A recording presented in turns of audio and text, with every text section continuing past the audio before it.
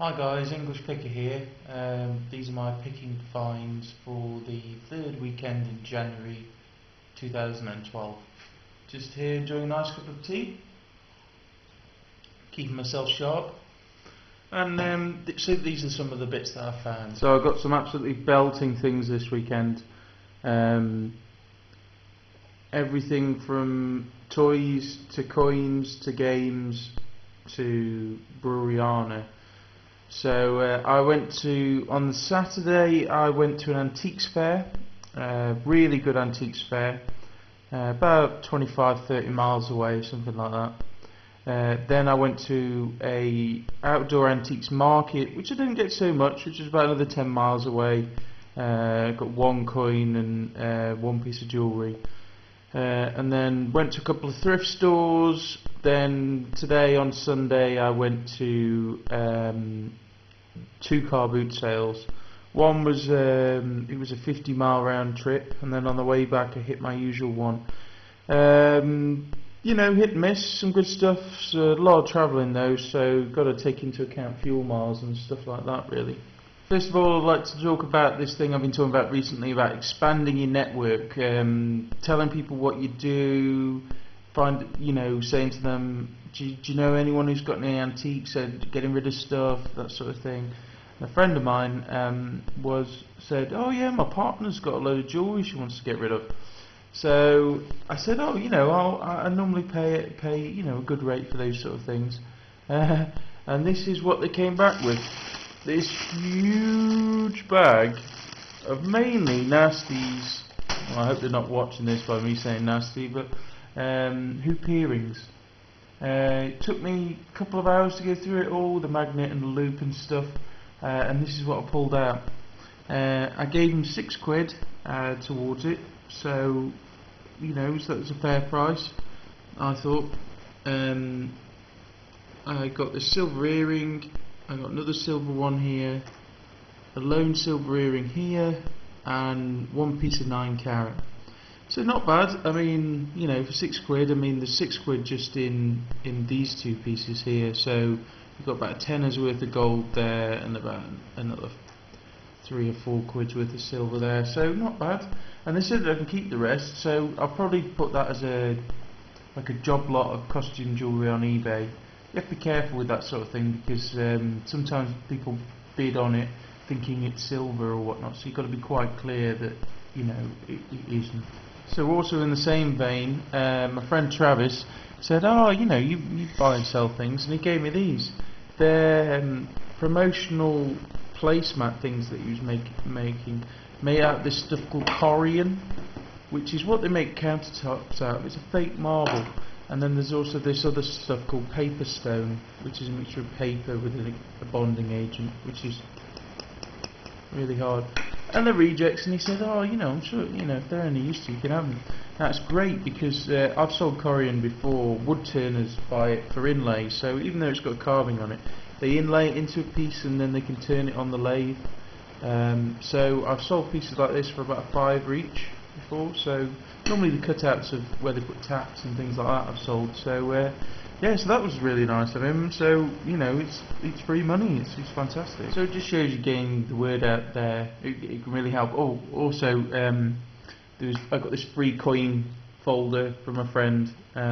He found it in with some stamps that he got, so he said I could have it, which was great. Then now onto the car boot sales. I'll finish off with the antiques fairs and the coins because I know it can drag on for some of you guys, so apologies.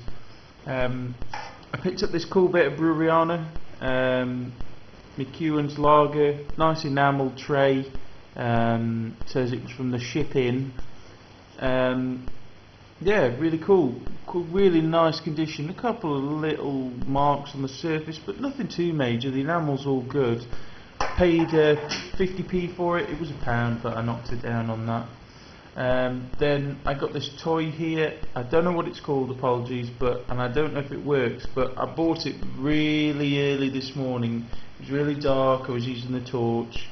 She said, oh, I just want £1 for it, and I kind of regret buying it because it is really beat up, all scratched. It's covered in muck stains, so you know, I'll get a wet wipe on it and see if I can clean that up and get some batteries in. I know other people have had these. I think in one of the cold weather quickies by American Pickerman, he had one of these in there. So yeah, for £1, you know, at the end of the day, I probably just lost £1. Now I see loads of videos online about these guys that go out and buy SNES games, old games and stuff like that, and I don't normally buy stuff for myself really, but I couldn't say no to this. I'm an avid Xbox fan, Tom the Peeper, if you want to find me on Xbox Live. So I'm normally a Call of Duty type guy, but my friends play on this Battlefield 3. Saw it on a stall, was looking at some other stuff on the stall, which I'll go back to later. They wanted £15 for it. Now this has only just come out, it's brand new. The CDs are fine, there's a couple of tiny scratch marks, but there's no rings on there, which you've got to be careful of on Xbox games. When it skips, it can scratch a decent ring in it, but no, fine. I haven't tested it yet, but they wanted 15. I clubbed it together with another item and offered a price, so I actually got it for £10. Now I can probably get about 30 odd for selling it just through a second-hand market, taking it to a local shop. Now I am tempted to sell it, but I wouldn't mind playing it. So yeah, let me know what you think. I probably will keep it.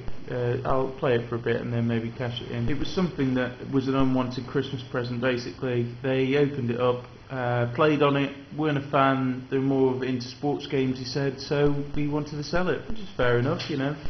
From the same vendor I got this, which is quite nice. This is what I clubbed together with it.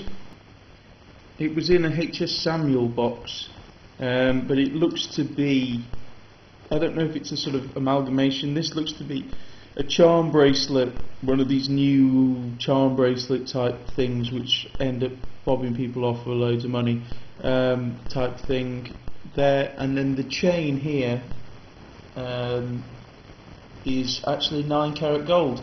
Now they had another piece of gold there, tiny little child's ring, marked 9 karat, but for some reason it just didn't feel right, and I think it may have been, but I didn't end up getting it. The child's ring was £10, so maybe I should have really, but I picked this up. The guy wanted 12 for it. I said with the game, which was 15, which then would have totaled 27. I said, would you take £20 for it? And he went, yep. So happy days really. So the chain itself weighs 1 gram, so I don't know whether to take the charm off the bottom and sell that separate and sell the chain as just gold, because this has got a gold toning round the metal part of the chain, but I don't know if it is gold because it isn't marked, and I don't want to test it in case it strips it and wrecks the piece. So yeah, let me know what you think, whether I should split it up, sell it separately, you know. Okay, so now we're on to the main antiques fair. The antiques fair was £1 to get in, which is very cheap for an antiques fair, and there wasn't that many stalls, and I was quite surprised because it was very iced up, and I just don't think people ventured out. So I got some brilliant deals. Towards the end there's the big coin section as well, but first of all I got this up. The guy had to de-ice the cabinet because it was outside, but it's pretty cool. It is a Credit Suisse 5 grams fine silver 0.990 little bar.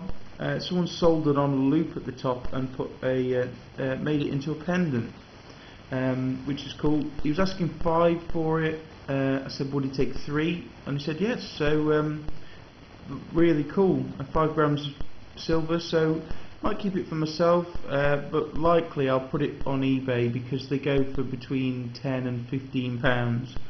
So yeah, next thing cool. I got was out of a rummage box. It is this very light chain. It weighs about 2 grams, marked sterling at the top, and I got that for 50p.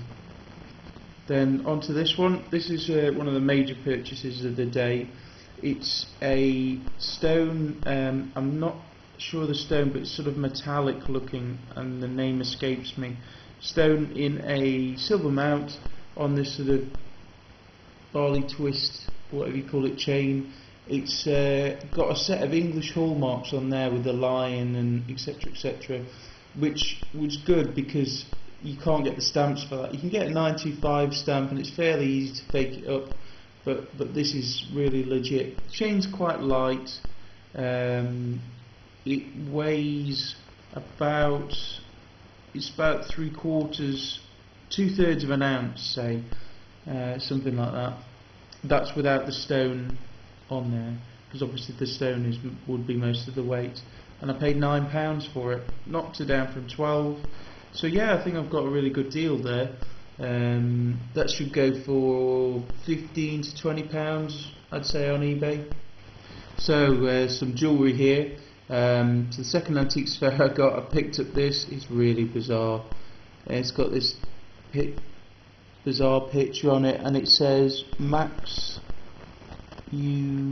Moritz, MAXUMORITZ, and it's not marked silver, but it is silver. I've tested it.